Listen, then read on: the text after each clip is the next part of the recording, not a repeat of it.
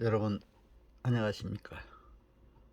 오늘은 국민의 기본권 보장을 위해서 또 행정제도의 건전한 발전을 위해서 행정기본법은 필수적으로 알아야 되기 때문에 행정기본법을 중심으로 여러분과 함께 말씀을 나누고자 합니다.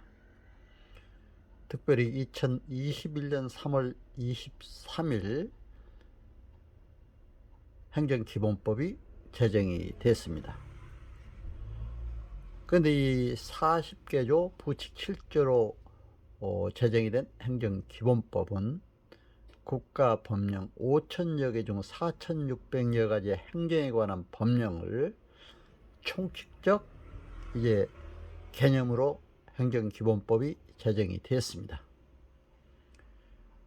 그런데 특별히 그 조항 중에는 3월 23일이 제정됐기 때문에 2년 후에 바로 오늘입니다.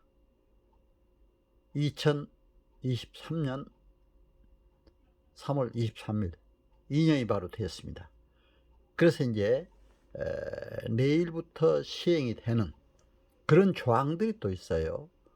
그래서 의미가 있어서 행정기본법을 다시 한번 살펴보면서 또 바로 내일부터 적용이 되는 조항들이 있기 때문에 이런 행정기본법에 대해서 여러분과 함께 자세히 말씀을 나누고자 합니다.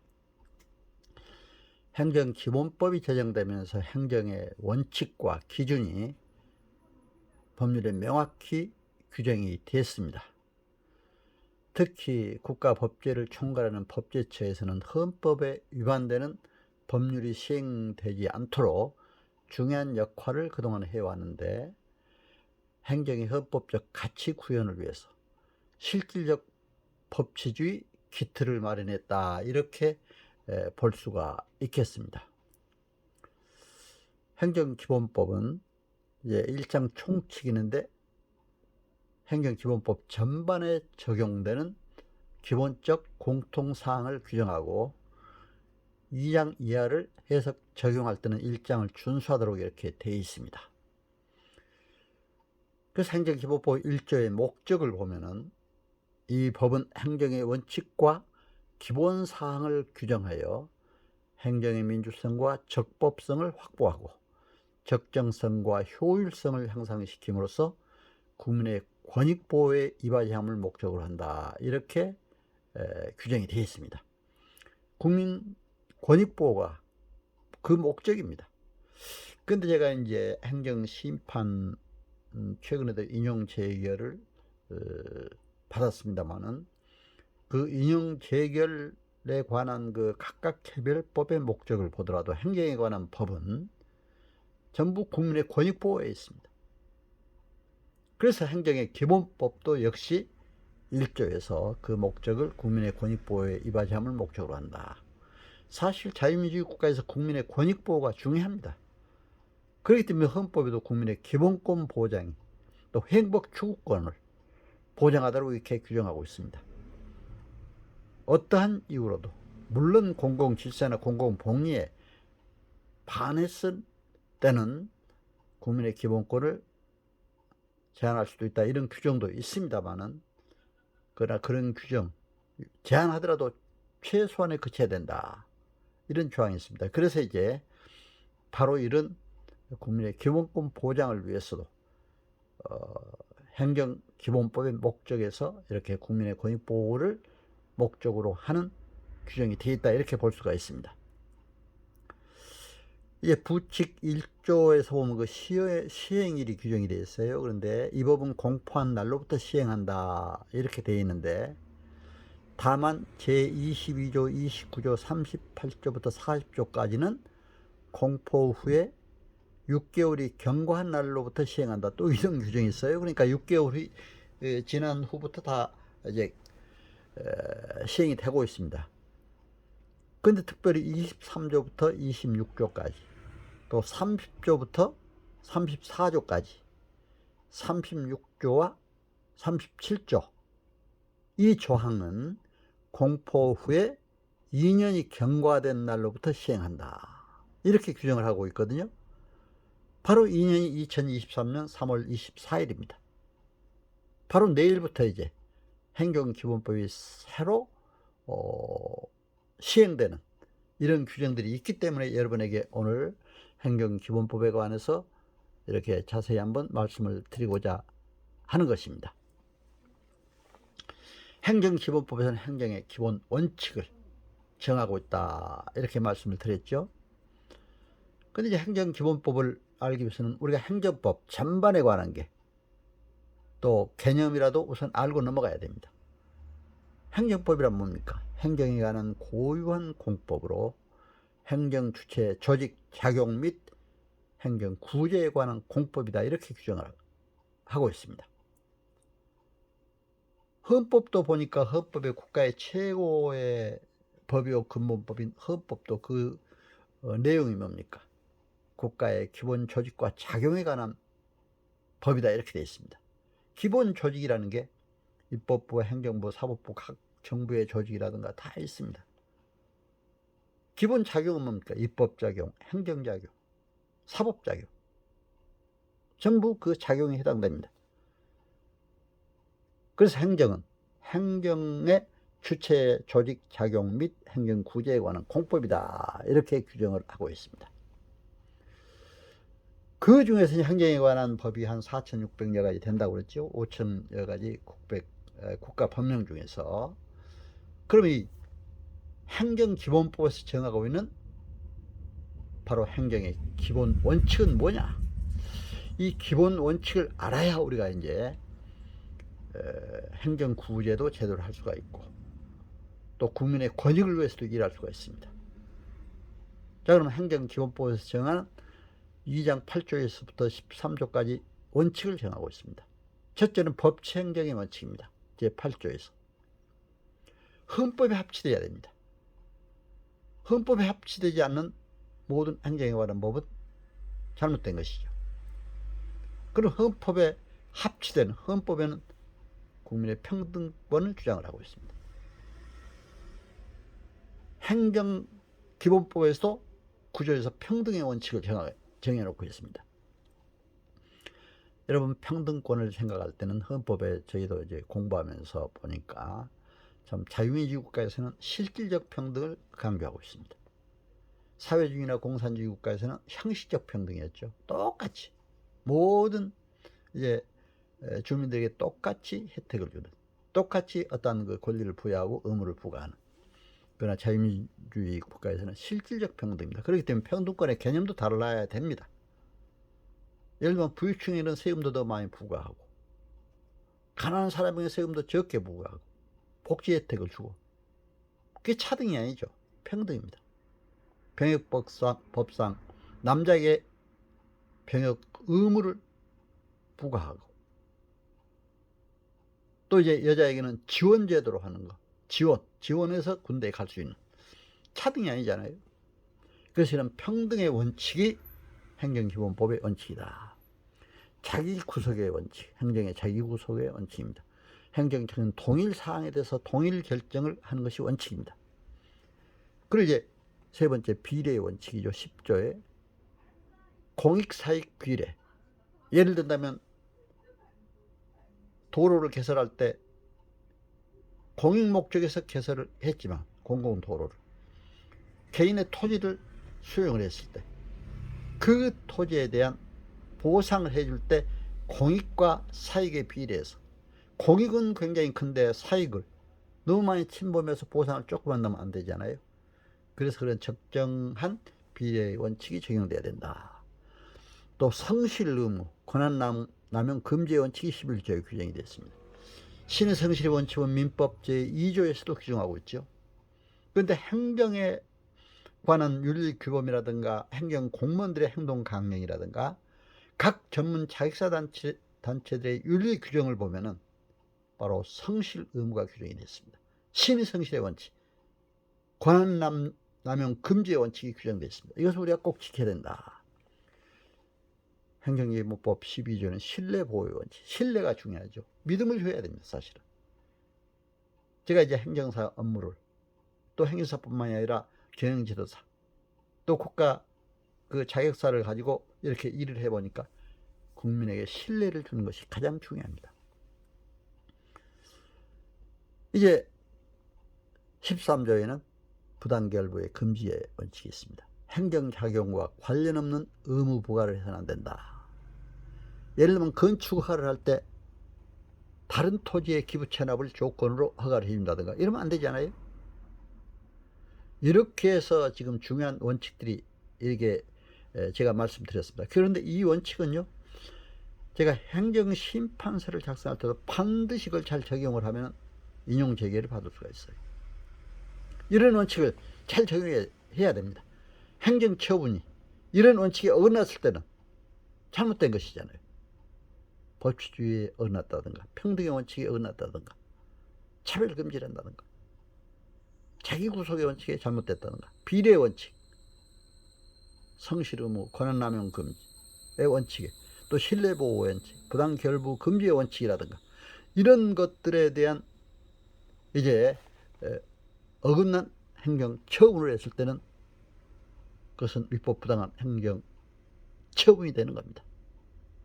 그래서 이러한 행정행위, 행정행위라는 게 뭡니까? 행정처분이 법 아래서 구체적 사실에 관한 법 집행으로 사는 권력적 단독행위인 공법행위를 행정행위라고 합니다. 그러니까 이런 행정행위, 바로 행정작용, 행정처분이 잘못됐을 때는 행정구제제도를 통해서 구제하는 것이죠. 행정심판을 통해서, 행정소송을 통해서, 행정심판, 행정소송, 기타 손해전보제도, 손실보상제도, 이익신청, 이런 다양한 행정구제제도가 있습니다. 이거에 대해서 오늘 이제 여러분들에게 하나하나 좀 더 구체적으로 말씀을 드릴까 합니다. 행정기본법에서 용어의 정의를 하고 있습니다. 행정기본법 2조 1항에서는 법령에 대해서 설명을 하고 있습니다. 법령. 법령이라는 법률과 명령을 얘기하는 것이죠. 법률에는 헌법, 법률, 각종의 법률을 의미합니다. 민법, 형법, 헌법, 민법, 형법, 행정법, 행정기본법, 각종 행정에 관한 법률, 소송법이라든가 또 이런 것도 있습니다. 명령, 대통령령, 총리령, 부령, 그리고 국회 규칙, 대법원 규칙, 헌법재판소 규칙, 중앙선거관리위원회 규칙, 감사원 규칙 등 이런 각 국가기관의 규칙이 제정된 규칙이 있죠. 그리고 이제 이러한 국가 정부기관의 위임을 받아서 중앙행정기관에서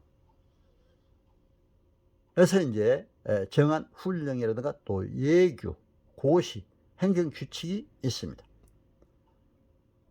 행정규칙은 헌법에 이제 규정한 바는 없으나 행정조직 내부에서 하부 행정기관에 대하여 행정의 조직이나 활동을 자세히 규율하는 명령 형식의 어떤 규칙입니다. 그리고 자치법규가 있죠. 지방자치단체 조례, 지방의회에서 제정하는 조례가 있고 또 지방자치단체장이 정하는 규칙이 있습니다. 이런 법령에 대해서 또 우리가 먼저 알아야 됩니다. 그리고 행정기본법상 행정청의 책무가 있습니다. 행정청 2조 행정기본법 2조 2에서 행정청에 대해 설명을 하고 있습니다. 행정에 관한 의사를 결정 표시하는 국가 또는 지방자치단체의 기관을 의미합니다. 그 밖의 법령 등에 따라서 행정에 관한 의사를 결정하여 표시하는 권한을 가지고 있거나 그 권한을 위임 또는 위탁받은 공공단체 또는 그 기관이나 사임, 개인도 위탁받아서 어떤 업무를 할 때는 어떤 행정기관이라고 볼 수가 있는 것이죠. 국민 주권주의에서 볼 때는 근원적인 행정주체는 국민이라고 할 수가 있습니다. 사실은. 그러나 행정현실에서 국민 모두가 행정주체로서 행정을 담당할 수는 없잖아요. 그렇기 때문에 국가나 지방자치단체, 공공단체 또 공무수탁한 사인이 행정주체가 된다 이렇게 볼 수가 있습니다. 그래서 행정기본법 제3조에서는 국가와 지방자치단체의 책무를 규정하고 있습니다. 국민의 삶의 질을 향상시키기 위하여 적법 절차에 따라 공정하고 합리적인 행정을 수행할 의무가 있다. 이렇게 되어 있습니다.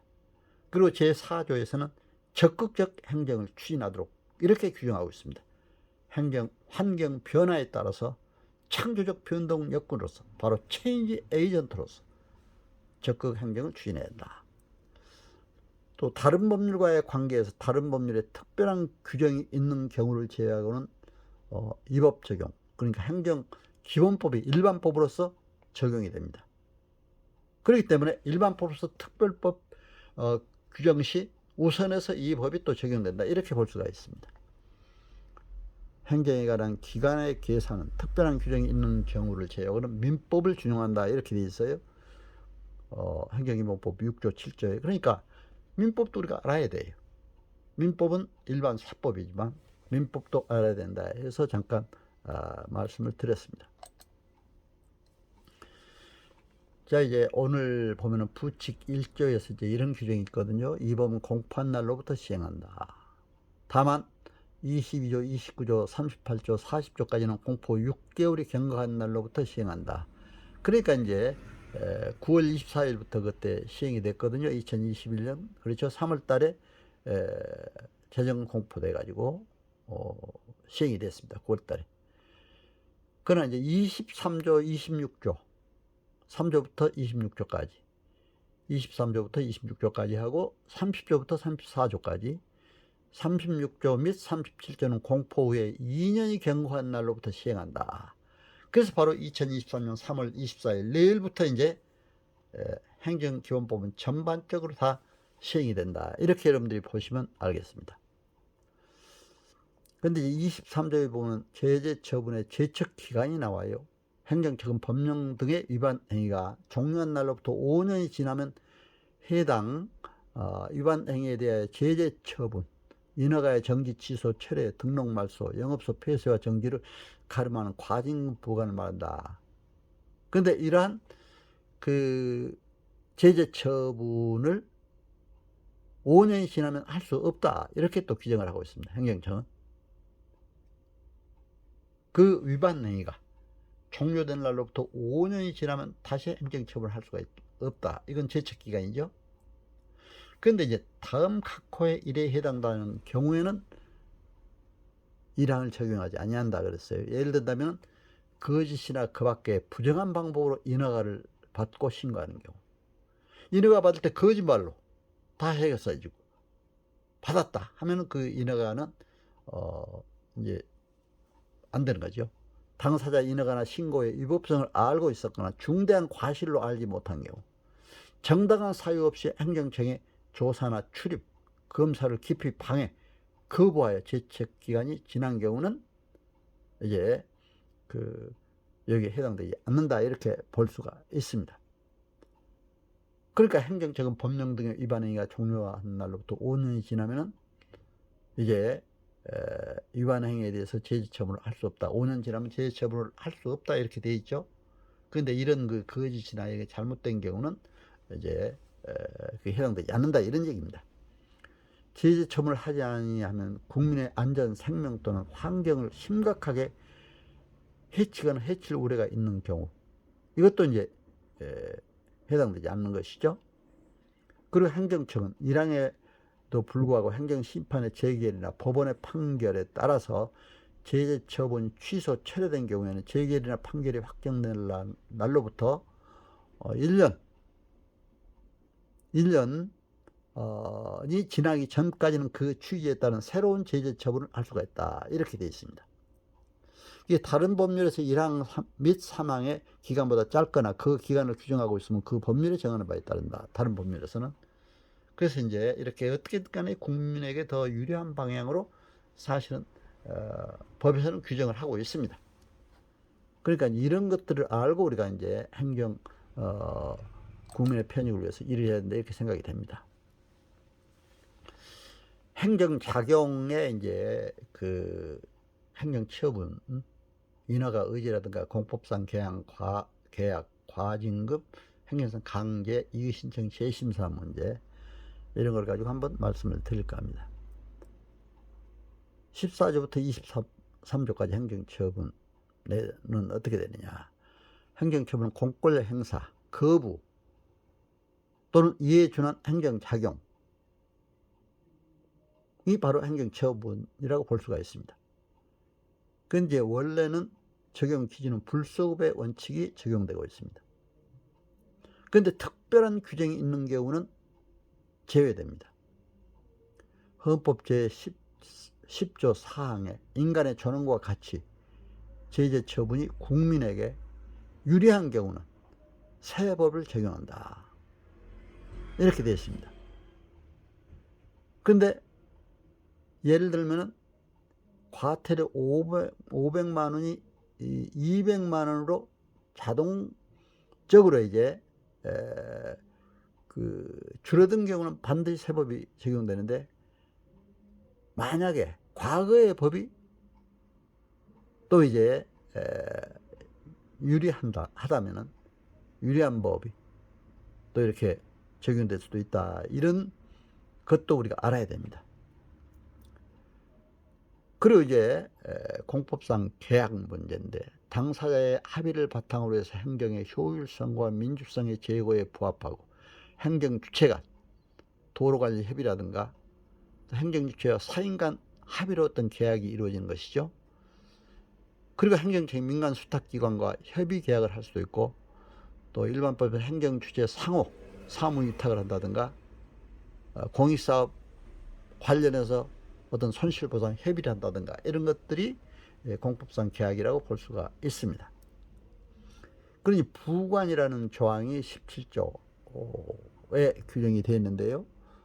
행정처분에 재량권이 있는 경우에 조건이나 기한, 부담, 철회권, 유보 등 부관을 붙일 수가 있습니다.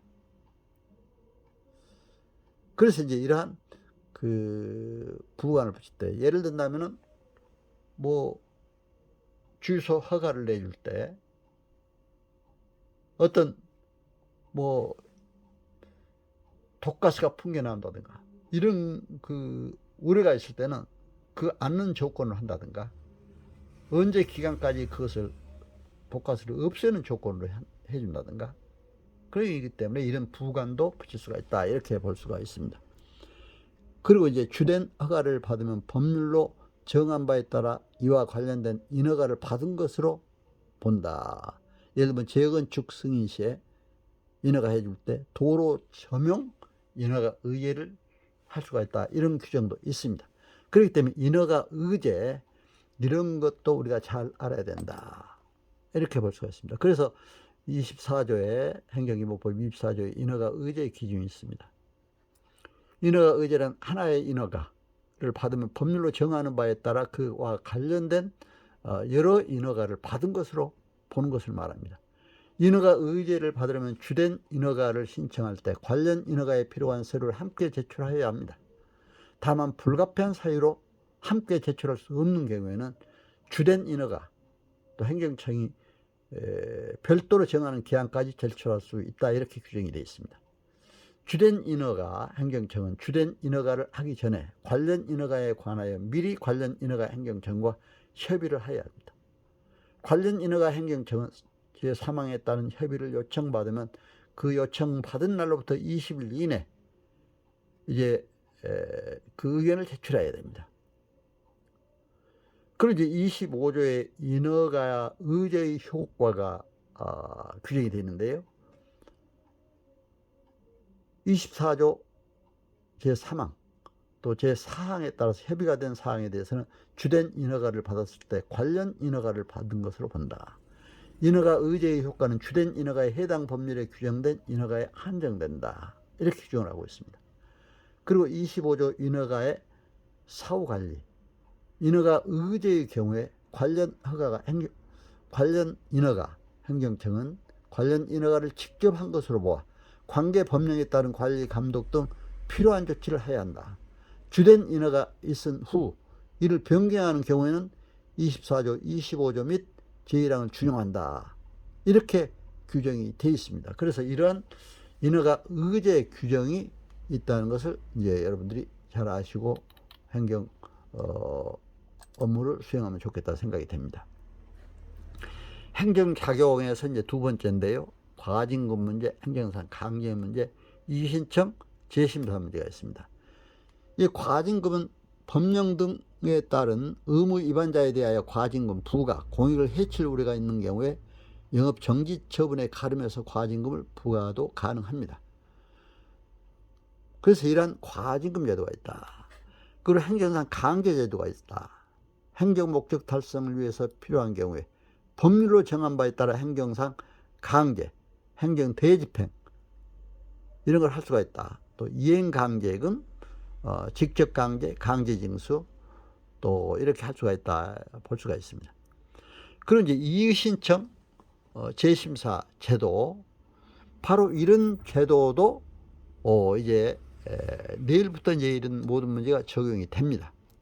행정심판의 대상된 처분이 있을 때 처분을 받은 날로부터 30일 이내 이의신청을 할 수가 있다 이렇게 되어 있습니다. 행정심판과 행정소송을 함께 해도 되고 임의적 선택이 가능합니다. 그러나 필요적 행정심판주의가 적용되는 경우에는 별도로 행정심판을 먼저 꼭 해야 된다. 행정심판 제척기간 있죠. 행정처분이 있은 날로부터 180일 내, 있음을 안 날로부터 90일 이내 이렇게 이제 행정심판을 할 수 있도록 되어 있습니다. 그래서 이런 것을 이제 여러분들이 다 알고 해야 되는데 5년이 지나면 재처분이 불가하다 하는 이런 거라든가 이런 것은 우리가 이제 아까도 말씀드렸습니다만 여러분들이 참고로 아시고 이제 행정해야 된다. 그래서 특히 이런 규정들은 처분에 대한 이의신청이나 처분의 재심사 문제는 3월 24일 이번에 2023년 3월 24일부터 적용되게 되어 있습니다. 그래서 특히 36조의 처분에 대한 이의신청, 행정청의 처분, 내 이의가 있는 당사자는 처분을 받은 날로부터 30일 이내에 해당 행정청에 이의신청을 할 수가 있다 이렇게 되어 있습니다. 행정처는 제1항에 따른 이의신청을 받으면 그 신청을 받은 날로부터 14일 이내 이의신청에 대한 결과를 신청인에게 통지해야 된다. 다만 부득이한 사유로 14일 이내에 통지할 수 없는 경우에는 그 기간을 만료일 다음 날부터 계산하여 10일 범위 내에서 한 차례 연장할 수 있으며 연장 시 그 사유를 신청인에게 통지해야 된다 이렇게 되어 있습니다. 제1항에 따라 이의신청을 한 경우에도 이 이의신청과 관계없이 행정심판법에 따른 행정심판 또는 행정소송법에 따른 행정소송을 제기할 수가 있습니다. 또 이제 37조의 처분의 재심사 제도가 이제 바로 2023년 3월 24일부터 시행이 됩니다. 당사자는 처분이 행정심판의 행정소송 및 그 밖의 쟁송을 통하여 다툴 수 없게 된 경우라도 다음 각 호의 어느 하나에 해당되는 경우에는 해당 처분을 행정청에 처분을 취소 철회하거나 변경하여 줄 것을 신청할 수가 있습니다. 첫째로 처분의 근거가 된 사실관계, 법률관계가 추후에 당사자에게 유리하게 바뀐 경우, 또 당사자에게 유리한 결정을 가져다 주었을 새로운 증거가 있는 경우, 민사소송법 제451조에 따른 재심 사유에 준하는 사유가 발생한 경우는 경우라든가 또는 대통령령으로 정하는 경우에는 재심을 청구할 수가 있다. 제1항에 따른 신청, 해당 처분의 절차, 행정심판, 행정소송 및 그 밖의 쟁송 사유에 당사자가 중대한 과실 없이 제1항 각 호의 사유를 주장하지 못한 경우에만 할 수가 있습니다. 제1항에 따른 신청은 당사자가 제1항 각 호의 사유를 안 날로부터 60일 이내에 해야 됩니다. 다만 처분이 있은 날로부터 5년이 지나면 신청할 수 없다는 것도 여러분들이 아셔야 됩니다. 자, 그러면 이제 이번은 행정청의 입법활동에 대해서 잠깐 말씀을 드리겠습니다. 38조 국가나 지방자치단체가 법령 등을 제정, 개정, 폐지하고자 하거나 그와 관련된 활동을 할 때는 헌법과 상위 법령을 위반해서는 절대로 아니 되며 헌법과 법령 등에서 정한 절차를 준수해야 한다 이렇게 규정이 되어 있습니다. 행정의 입법활동은 다음 각 호의 기준에 따라야 한다. 일반 국민 및 이해관계자로부터 의견을 수렴하고 관계기관과 충분한 협의를 거쳐서 추진하게 됩니다. 저도 행정사법 개정을 할 때 여러 관련 기관 또 일반 국민 이해관계자로부터 많은 의견을 수렴하고 관계 기관과도 충분한 협의를 거쳐서 법이 개정되는 걸 볼 수가 있었습니다. 법령 등의 내용과 규정은 다른 법령과 조화를 이루어야 하고 법령 등 상호간에 중복되거나 상충되지 아니해야 합니다. 그리고 40조 법령 해석. 누구든지 법령 등의 내용에 의문이 있으면 법령을 소관 중앙행정기관에 이제 자치법규나 또 자치단체 장애가 법령 해석을 요청할 수 있습니다.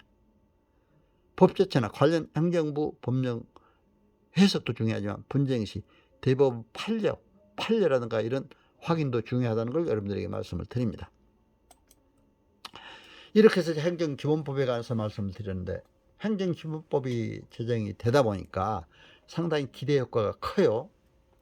특히 법치 행정의 완성 및 국민 권리보호 강화에 기여했다, 이렇게 볼 수가 있습니다. 법 집행의 원칙, 기준을 명확하게 규정을 했고 법치 행정을 완성을 했다고 볼 수가 있습니다. 국민이 법 집행을 쉽게 예측하여 자신의 권리를 보호받을 수 있는 국민 권리 보호 강화가 됐다는 것이 상당히 그 제정의 기대 효과로 볼 수가 있습니다. 이제 두 번째는 적극 행정을 구현할 수가 있다. 특히 요즘에 행정 환경에 많은 변화가 이루어지고 있습니다. 국제 행정 환경도 변화되고 있습니다. 이러한 때 우리가 행정의 적극적 추진 의무를 선언함으로써 공직사회 인식, 행태를 전환시킬 수 있다, 이렇게 볼 수가 있습니다.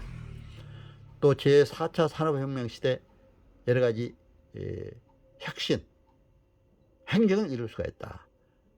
국민 편익 중심으로 또 규제 원칙을 정립해서 인허가 의제 절차를 간소화할 수 있다, 이렇게 볼 수가 있습니다. 또 행정법 체계의 효율화를 기할 수가 있다고 볼 수가 있습니다. 유사제도, 공통제도를 체계화하고 행정법의 통일성, 효율성을 제고해서 국민과 공무원의 혼란을 해소하고 특히 행정사법 1조의 목적인 국민의 편익을 도모하고 행정제도의 건전한 발전에 기여할 수 있다는 기대 효과가 우리 행정기본법에서 더 크게 드러나고 있다, 이렇게 볼 수가 있습니다. 여러분, 오늘 제 말씀 잘 청취해 주셔서 감사를 드립니다. 여러분, 국민으로서 행정청과 관련해서 기본권을 침해당했다거나 또 이제 어떤 행복 추구권을 침해당했다거나 했을 때 이런 행정기본법을 알고 잘 대응해 나간다면 반드시 보호받을 수가 있다. 물론 행정기관과도 좋은 관계를 가져야 됩니다. 행정청에 가서도 정말 참 합리적인 방법으로 또 친절하게 서로 대화하면서 모든 문제를 풀어나가야 된다, 이렇게 생각이 됩니다. 그렇기 때문에 우리 국민들 모두가 서로가 신뢰 가운데서 서로 정말 공의로운 사회를 이룰 수 있도록 이러한 행정청과 우리 국민 모두가 돼야 된다 생각이 됩니다. 여러분, 오늘 제 말씀 잘 청취해 주셔서 감사드립니다. 여러분 건강하시고 가정과 하시는 모든 사역에 크신 행복이 넘치시기를 기원합니다. 여러분 감사합니다. 안녕히 계세요.